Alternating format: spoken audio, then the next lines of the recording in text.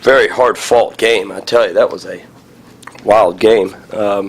Both teams, I thought, played extremely hard, and wasn't probably the prettiest game, but it wasn't the start we were looking for. But to be honest with you, in some strange way, it might have been what we probably needed to get our attention. I mean, even in the locker room before the game, I didn't see the energy level that I thought we needed, and we were trying to motivate our guys and pump them up. And I thought we came out a little soft, a little hesitant. It's probably a better word, very hesitant.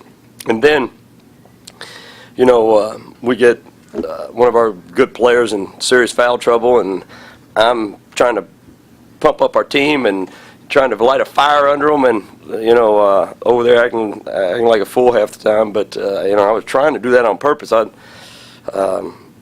We were looking to light a fire in our team. I just didn't see it. And then after all that happened, we got down and things didn't seem to go our way. I think it refocused us in some strange way.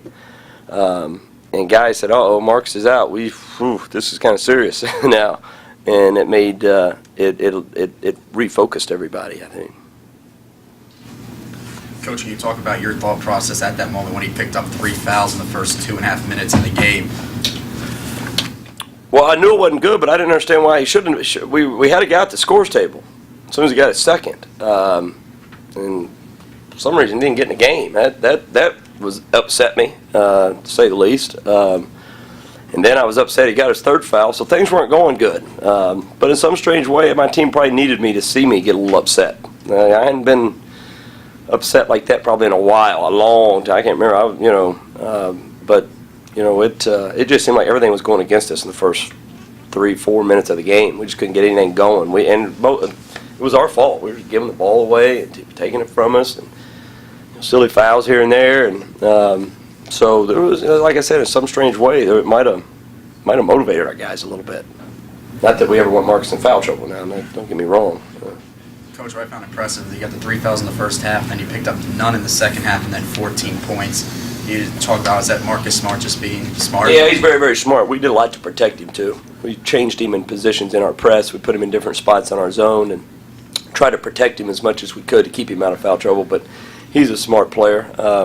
He understood. He was upset. But what I was impressed about, I think he played 3 minutes in the first half. For those 17 minutes he was out, he was coaching the whole time. Very positive, keeping our guys involved. And obviously we want him on the court, need him on the court, but it allowed some other guys to step up and made us refocus. And I think our guys knew that, hey, everybody needs to pick their game up because Marcus is not coming back in this game in the first half. He's not getting back in here. Guys responded, which is impressive because that's not, no coach wants their point guard, their good point guard to get in foul trouble that quick and that many. Usually I wouldn't even play a guy with 2 fouls. After he got 2, I was trying to get him out, and he probably wouldn't have went back in anyway. But 3 starts to affect you a little bit the second half a little bit. But he withstood it. You talk about the sort of slow start. I mean, overall, do you like the way that your team bounced back from the Kansas game, or do you think that was sort of I think it had a little bit to do with it. And I think we've been through it. Last 2 games have been into it. We played 3 overtimes, 1 against Oklahoma, 2 against Kansas. And been through a lot, and then come in here too. The guys didn't know what to expect. They'd never been here before. We could sense that a little bit. We didn't come in and shoot around. We just came straight to the game, and I could see it even on the plane on the bus ride and getting here. So we've been to everywhere else, and it's probably no different than the West Virginia guys when they're making their round to come to us. It's all new territory, and I think our guys were, this was just all new coming off the Kansas game, and we did not start the game the way we wanted, no question, but I saw it coming a little bit. Not that bad, but I saw it. I knew we were going to have to withstand some early. I thought we played again hesitant. I just thought maybe we might be missing shots or something, but we just first played the game, gave the ball, they took it from us and went down the other end. Not the way to start. How much do you, of the victory and the cushion at the end, do you attribute to the pressure you were talking about? No, I thought our press was effective a little bit. We played a lot of guys today, so we were able to sustain it. I thought, we've got some long athletic guys. Our guards are fairly big guys, and we've been able to cause some problems for teams with our pressure a lot lately. We've been pressing a lot more than we have been. But we went to the press fairly quickly. We didn't start in it. We went to it. I went to it early, just try to kickstart our guys. And then we had a little bit of success out of it. So obviously we hung in there with it. Coach, your post defense, were you happy with it? Very happy. I got a lot of respect. I can't tell you how many times the word Kalichka and Murray has come out of our coaches' mouths in the last 2 days. Kalichka is one of the hardest guys to guard in this league down the post. His physicality, his work ethic, his left hand, how he uses it, and he's right-handed. And then Murray, I know how talented he is. I've known him. We played against him at LaSalle, and I understand his talent level. So I was happy with it. I was, and that was a big part of our game plan. As we've noticed in the last couple of games, West Virginia's really been featuring Kalichka a lot and running a lot of things for him, and he's been a major part of their offense. When you didn't have Marcus for the first half, I mean, did you change anything strategically, or was it just plugging other guys in and We never got to it. West Virginia's defense is really good. We were going to try to run more offense, try to, with Marcus in there, we like to play pretty fast, pretty quick.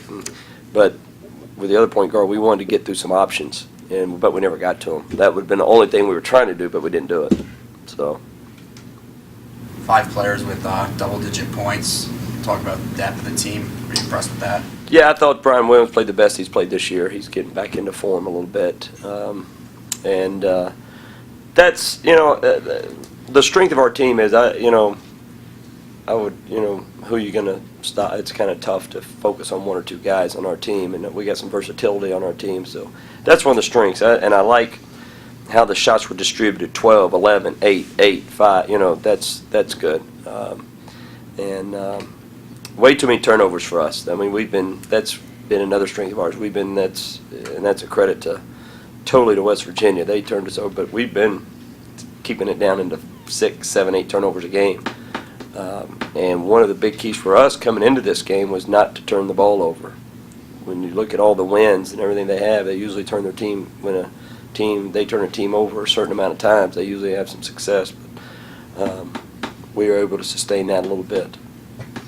Chris, you talked about your double-figure scores, but Nash and Van Brown, were the 2 leading scorers, score in different ways. Can you talk a little bit about their game today? Yeah, we had to score more one-on-one than we have in a long time. We weren't able to score out of our options because West Virginia did such a good job physically taking us out of our options. So we had to counter with some things. We actually halfway through it just scrapped everything and started running what we call our kind of motion offense. We call it power, and let them score in the post. Let them score off the dribble. Let them score off different areas rather than coming off screens and shooting like we'd like to do a lot. But yeah, LeBron Nash especially can score in a lot of different ways.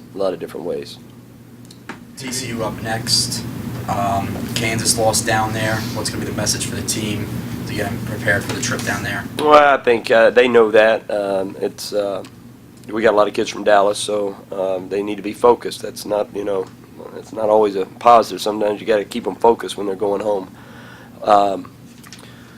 They're all big. I shouldn't have to spend a whole lot of time motivating our guys to be ready, because at this point they're all big. And I got a lot of respect for Trent Johnson. He's doing a great job through a lot of injuries on their basketball team. And yes, they've won a huge game versus Kansas, and we know how hard that is. They just beat us at home. So we understand the challenge at hand, but hopefully our guys, and we talk about a lot, they're all big at this point. They're all big.